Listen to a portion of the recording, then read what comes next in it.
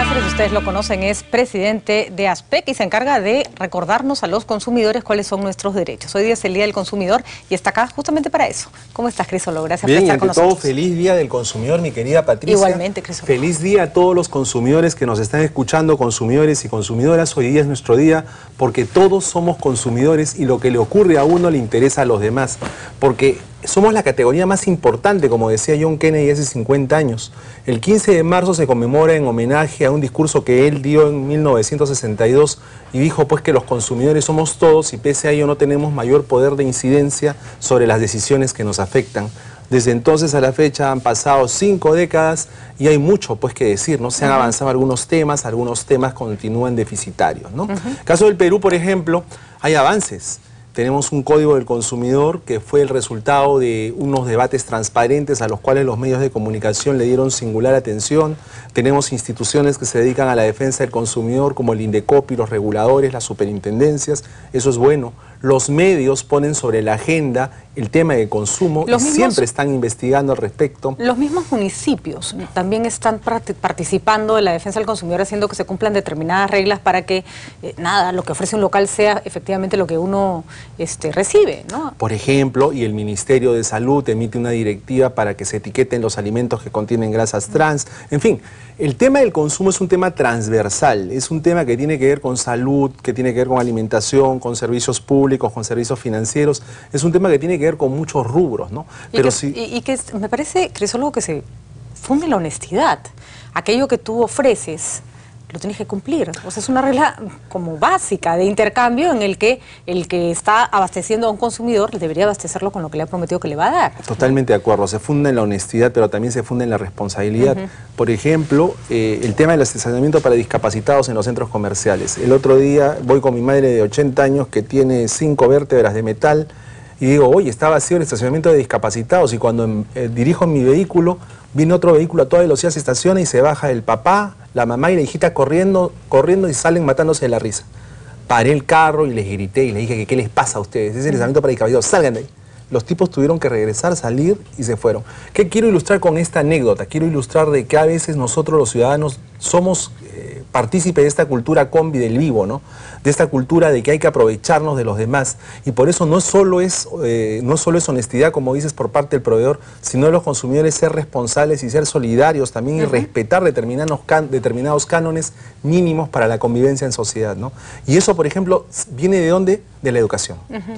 El Código del Consumidor establece como quinta política de Estado la educación en las escuelas. Durante los 11 años que los niños permanecen en el colegio, los consumidores van a tener que ser educados sobre cómo leer las etiquetas, cómo tener hábitos alimenticios saludables, etc. 11 años. Entonces imagínate, Pati, que un consumidor está 11 años en el colegio y le están machacando durante los 11 años todo esto. Seguramente va a ser mucho mejor del consumidor lo que somos nosotros. Por supuesto. Hay un ámbito de la interpretación, ¿no es cierto? O sea, y hay uno que no. O sea, si te dicen que te van a dar 2 kilos de azúcar y te dan 1, ahí no hay nada que interpretar, te están estafando, ¿no? Sin embargo, hay otros casos en que los límites no son tan claros, en que la información puede ser ambigua. Me pongo en el caso que defendía Jaime Delgado en el Congreso con respecto a los colegios religiosos, por ejemplo. Yo, por ejemplo, considero que no deben discriminar al chico por una condición de los padres que, por cierto, el chico no tiene por qué cargar. Pero exigir que un chico sea bautizado para entrar a un colegio religioso sí debería ser un requisito. A ver, el Código del Consumidor tiene un capítulo dedicado precisamente a la discriminación en materia de consumo. La discriminación está prohibida, legalmente prohibida. Claro. En consecuencia, nadie puede ser discriminado por sexo, idioma, preferencia sexual, o lo que fuere. Entonces, sin embargo, tú puedes establecer determinadas reglas. Por ejemplo, en un restaurante tú puedes decir caballeros de saco y corbata y damas de traje, por decirte. No importa la edad de la dama, no importa el color de la dama o del caballero, puedes entrar. Pero lo que no puedes es discriminar por estos conceptos. En el caso de los colegios, sin embargo, esta práctica se está tornando generalizada porque, por ejemplo, hemos recibido quejas de padres que quieren matricular a sus hijos en el colegio y no solo les piden, fíjate, no solo les piden la constancia de bautizo o la partida de matrimonio, les piden las constancias de ingresos del padre, la madre, recibos y una serie de datos que ni siquiera un juez en el marco de un proceso judicial puede pedir. Entonces, bueno, en el tema te digo los clubes privados, O sea, también te piden, pero hasta... Pero eso es distinto, porque el club es una actividad recreacional en la cual tú si quieres vas y si no quieres no vas. La educación es un servicio público. Entonces ahí tienes que ir. Pero ofrecido Por una pluralidad de ofertantes, pero imagínate además, ¿no? tú si cada ofertante privado pudiera poner exquisiteces cada vez más sofisticadas en relación al servicio, ¿no? A lo que ¿Hay voy una es que zona gris? A lo que yo iba a ir es al tema de la interpretación, y te lo pregunto, Crisólogo, porque yo sí creo, yo particularmente mi hijo no está en colegio católico ni ningún colegio religioso, lo puse a propósito de un colegio laico, porque esa no es la educación que quiero que mi hijo reciba, pero sí me parece que la educación católica no tiene que ver solo con la clase de religión. Yo he estado en colegio católico y vamos, o sea, te metían en la religión varias veces al día, entonces un chico que no está bautizado y cuya familia no practica esa religión, debería ir a un colegio laico para por su bien, además. Claro.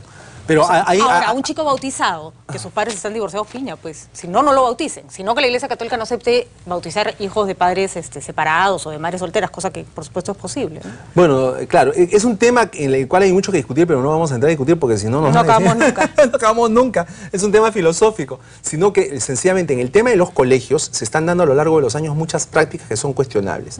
El escándalo de los libros de texto, que te digan ahora que los útiles escolares tienen que tener una marca determinada, que el lápiz tiene que ser marca tal, que la regla tiene que ser marca tal, que el plumón tiene que ser marca y que el cuaderno tiene que ser marca tal. O que te digan que solo puedes comprar el buzo o el uniforme en determinado establecimiento usualmente vinculado a la dirección del colegio o al propietario del colegio. No, y ahí ¿Es una obviamente locura? te están quitando la posibilidad de elegir, ¿no? Tú lo has dicho, el derecho a la libre elección. Que creo que ese es el punto derecho principal a la para libre hablar de la elección. falta justamente de competencia, ¿no? Claro, y que los colegios te digan encima que son negocios privados y que al ser negocios privados pueden hacer y decir lo que les parezca, y no es así, pues. O sea, tiene que haber un marco legal que proteja a los consumidores y ese marco existe. Entonces, hay abusos que se dan, pero hay abusos más grandes que se dan en el lado de la administración pública, porque la administración pública, por mandato de la Constitución, según cuyo artículo 85, el Estado defiende el interés de los consumidores. El Estado, los ministerios, los municipios, las superintendencias, toda entidad que se te venga a la cabeza, y sin embargo, cuando un consumidor acude a una dependencia estatal, es maltratado, es vejado, y le cobran sumas astronómicas por la prestación de los servicios. Una partida de nacimiento, por ejemplo, que es una fotocopia del original a la cual le ponen un sellito, cuesta 40, 45 soles. Y el costo de producción es lo que te cuesta fotocopiar ese papel. Y a eso añádele pues 5 soles que cueste el esfuerzo del funcionario de poner un sellito. ¿Hasta dónde, Crisólogos, podemos actuar como consumidores? Y te lo pregunto porque estoy totalmente de acuerdo contigo en el tema del Estado, que creo que el que más abusa, ¿no? Pero justamente conversando ayer con Fabián Novak sobre el tema de su visa, que se le ha quitado arbitrariamente por parte de la embajada norteamericana, en un caso además que lo acusan de reunirse con espías rusos, una locura. Y yo me puse a pensar a raíz de ese caso que cuando nosotros tenemos que viajar, también somos expuestos a una serie de maltratos, vejaciones, humillaciones, discriminaciones, aceptadas por nuestro Estado, de parte de otro Estado, pero dentro de nuestro territorio. Entonces, y nosotros nos quedamos, el Estado nuestro se queda calladito frente a esa clase. Y no debe haber una práctica más institucionalizada de la discriminación que un consulado que otorga visas en el Perú, de otro país. Bueno, allí volvemos al tema del Estado. O sea, ¿qué está haciendo nuestro Estado, las embajadas, qué está haciendo Relaciones Exteriores en relación a estos temas, ¿no? Hay quienes dicen, y hace poco incluso se habló de un proyecto de ley en ese sentido, sobre la reciprocidad con países como Estados Unidos, que nos entregan la visa si quieren y la madre a veces no quieren. Y se decía pues de que nosotros teníamos que proceder de la misma manera, ¿no? Entonces se ponen esta clase de iniciativas en el tapete, pero yo creo que eso es ridículo, porque eso es institucionalizar la discriminación. Claro, pero exacto, en aras de la practicidad lo que se tendría que propiciar es lo contrario, sentarse a conversar y buscar que haya una mayor equidad en el trato a países con los que, por ejemplo, tenemos suscritos tratados de libre comercio, ¿no? Entonces, los estándares de protección a los ciudadanos de esos países son altos. ¿Por qué esos mismos estándares no se pueden aplicar a quienes tienen un convenio como nosotros? Digamos, en el tema de protección al consumidor es evidente. Los niveles de protección al consumidor en países como Estados Unidos o Europa son elevadísimos. ¿Por qué nosotros tenemos que tener estándares más pequeños? No es posible que haya tanto producto y servicio peligroso en el mercado. Mira, Patricia, acá tenemos lo siguiente. los productos nacionales e importados pueden ser peligrosísimos. Tenemos vinagre que se fabrica con ácido acético glacial que te destruye el tracto digestivo. Tenemos aretes y billutería que se fabrican con plomo, que es cancerígeno porque te está en la piel constantemente friccionando y tu piel está absorbiendo plomo. Tenemos zapatos y cascos de seguridad que supuestamente han sido concebidos para proteger los pies o la cabeza del usuario y sin embargo, como no siguen ninguna norma de calidad, son productos peligrosos. Y la lista no acabaría, Pati. Vamos a ir a una pequeña pausa antes de terminar la entrevista, crisólogo, y de ahí regresamos para hablar justamente de los aspectos más quejados en nuestro país. Ya volvemos.